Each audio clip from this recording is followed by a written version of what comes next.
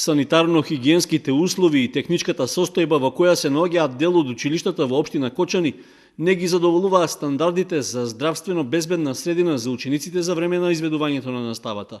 Таков е заклучокот од направената контрола од страна на Центарот за јавно здравје во рамки на спроведувањето на програмата и договорот за општи мерки за заштита на населението од заразни болести, а за што наодите и предлог мерките се најдои на разгледување пред Советот на општината.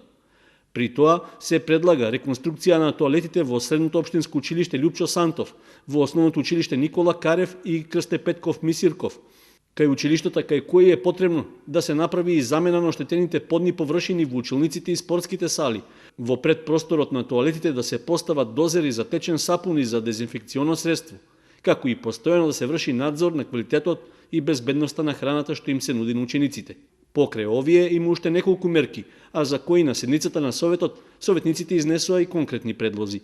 Треба да се направи приоритет при изборот на содржини што ќе се работи во подобрувањето на хигиенско-техничките услови во училиштата.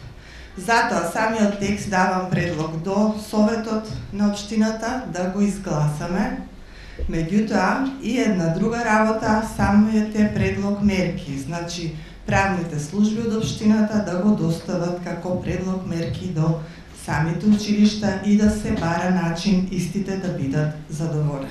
Арсова додаде дека треба да се води сметка и за можниот ризик што е наведен во заклучокот од Центарот за јавно здравје, а што се однесува на подготовката на храна на исто место и за децата од предучилишните установи и за граѓаните од социјално загрозени категории.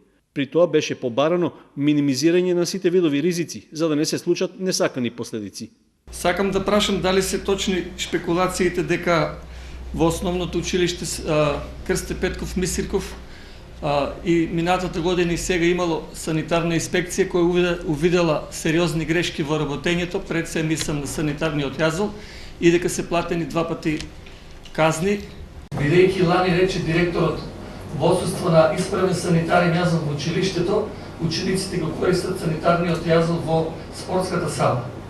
А капацитетот на тој јазол не е планиран за сите ученици дека мора таму да одат, туку само за случаи кога се играат на превар, значи со помал капацитет. Последната информација од барањето кое што го доставивме до МОН за реконструкцијата е дека во текот на 2017 година е планирана целосна реконструкција на санитарните јазли.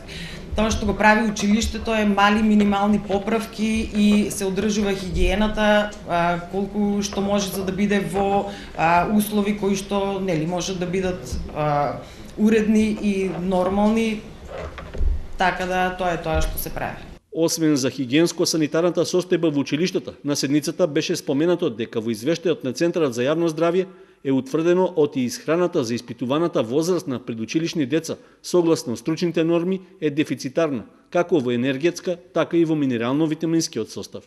Поради тоа што веќе е почеток на година и сега се прават јавните набавки во овие установи и институции, можне е паметно уште сега да се предочи на одговорните лица да преземат мерки се со цел најмладите да не останат со дефицитарна храна, бидејќи навистина е срамно да дискутираме дали во градинката има доволно храна и дали таа храна е здрава или не.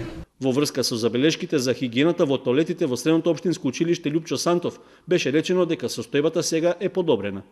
90% е од таа влага, мемла, како што сакате вие, санирано.